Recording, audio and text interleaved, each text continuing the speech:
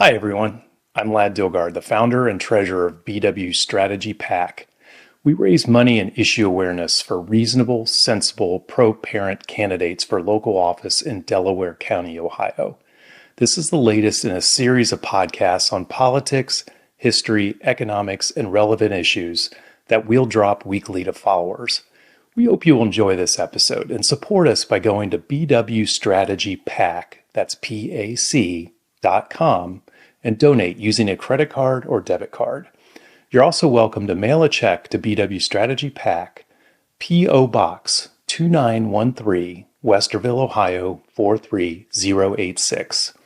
All funds will go to support local candidates here in Delaware County or to get information out to voters. Not a dime of contributions will go to Columbus or Washington. Thank you for your time today. I hope you find it interesting and will work to support candidates for local offices that put taxpayers, parents, and students first, not bureaucrats or their own self-interests. Now, on with the show.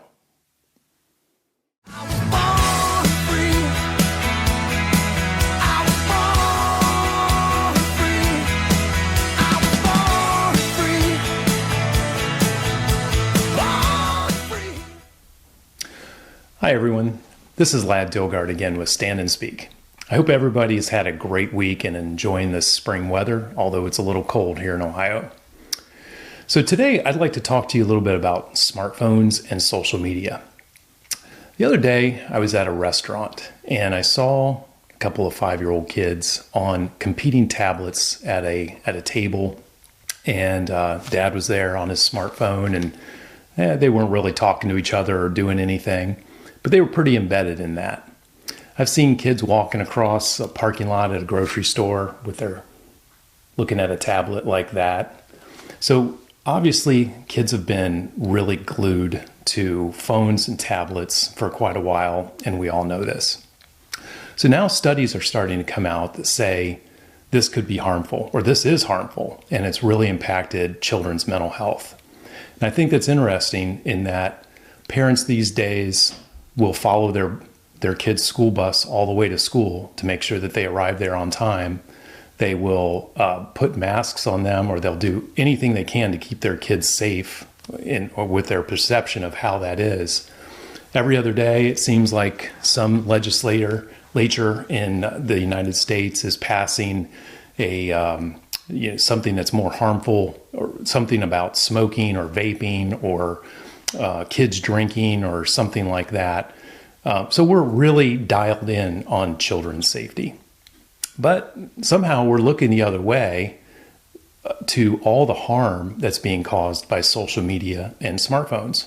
I want to refer to an article in the Sunday edition of the Wall Street Journal by Peggy Noonan, which I think was very illuminating.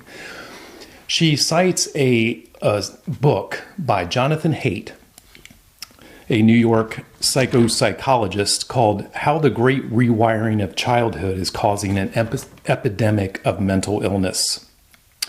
And she says, what we all know is that there's a mental health crisis among the young. They seem to have become addicted to social media and gaming, and that these two facts seem obviously connected.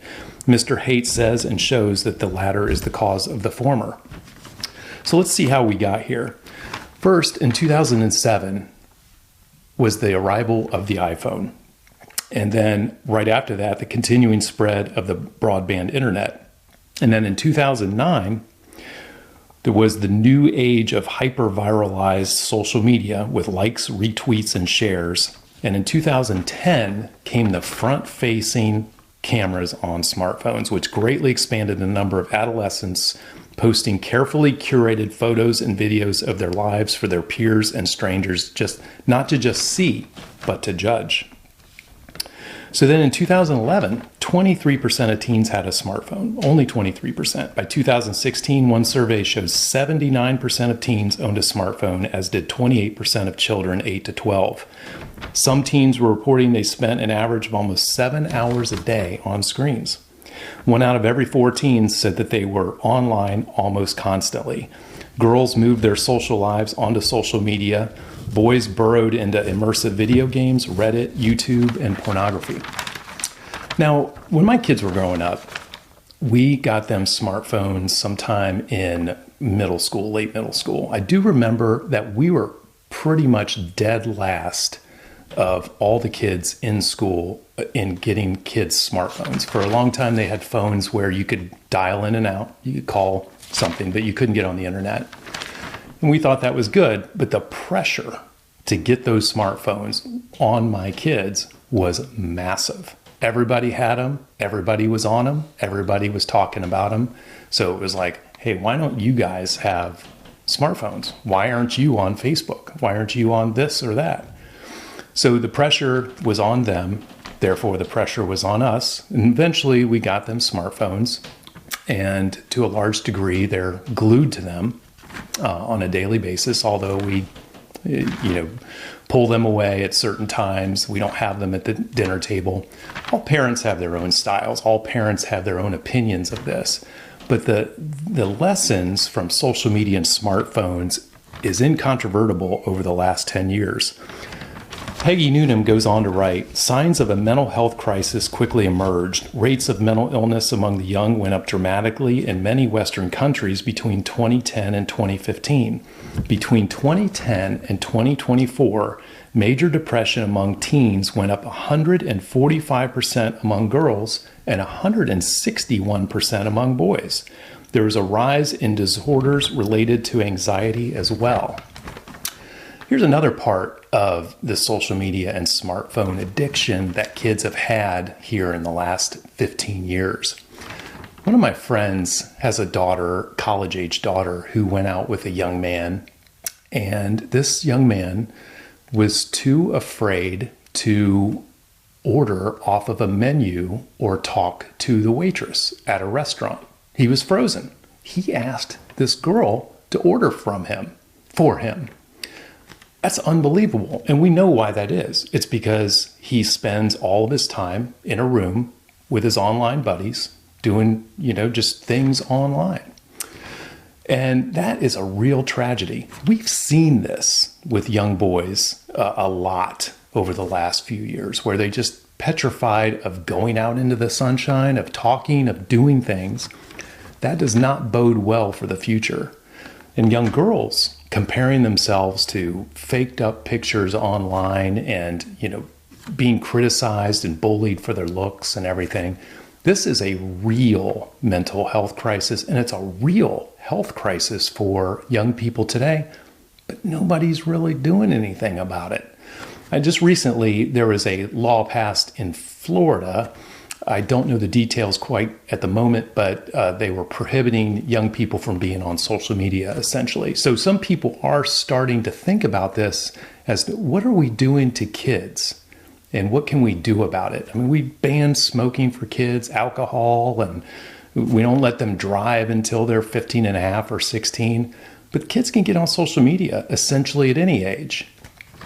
Now, Mr. Haight of this book, The Anxious Generation, How the Great Rewiring of Childhood is Causing an Epidemic of Mental Illness, he cites an essay for the Free Press by a 14-year-old girl. And this young girl says, I was 10 years old when I watched porn for the first time. I found myself on Pornhub, which I stumbled across by accident and returned to out of curiosity. Website had no age verification, no ID requirement, not even a prompt asking me if I was 18. Site's easy to find, impossible to avoid, and has become a frequent rite of passage for kids my age. Where was my mother?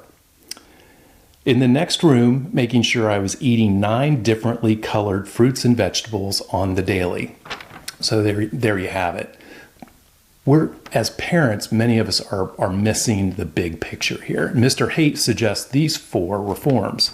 No smartphones before high school, only basic phones with no internet capability.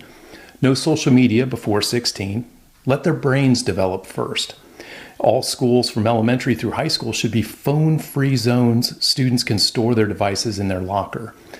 I got a feel for parents and teachers and school administrators these days in having to deal with cell phones and that distraction. I imagine that must be maddening to deal with. Trying to teach something where kids are fooling around with their phones or thinking about what's on their phones or something, that is tough.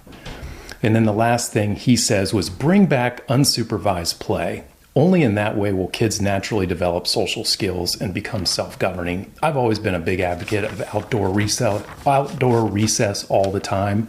I think we don't have enough of it. I think we need to push the kids outside more often, even when the weather is not perfect. Let them build up some social interaction skills and be out in the fresh air. It's good for them. Parents feel defeated and powerless. It's too late, they tell Mr. Haight. That ship has sailed. But he insists, no, America has always found ways to protect children while mostly allowing adults to do what they want. Cars, seatbelts, car seats, cigarettes, age limits, and a ban on vending machines to deal with cigarettes and so on. So this is an issue that has profound implications for our young people today and for our ability to form a military, to be competitive in business, or just have a functioning society. Something's got to be done about this here pretty soon. So that's my take on it. And I hope you think about this if you have young kids or exposure to young kids, maybe as grandchildren, to think about, do they need to be on the phones all the time? Do they need to be on social media all the time? As a 10-year-old, 12-year-old, 8-year-old, their brains are not fully developed yet. These tools make a profound impression on the development of their brain, and it's in a negative way. And I'll say in a 2017 interview with Sean Parker, who was the first president of Facebook, on the inner thinking of the Silicon Valley pioneers who created the New World, he said that they wish to consume as much of your time and conscious attention as possible. The social validation feedback loop they created exploits a vulnerability in human psychology.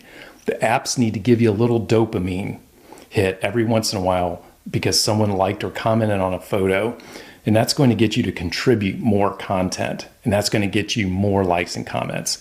He said that Zuckerberg and all of the rest, the co-founder of Instagram, Kevin Systrom, understood this consciously, and they did it anyway.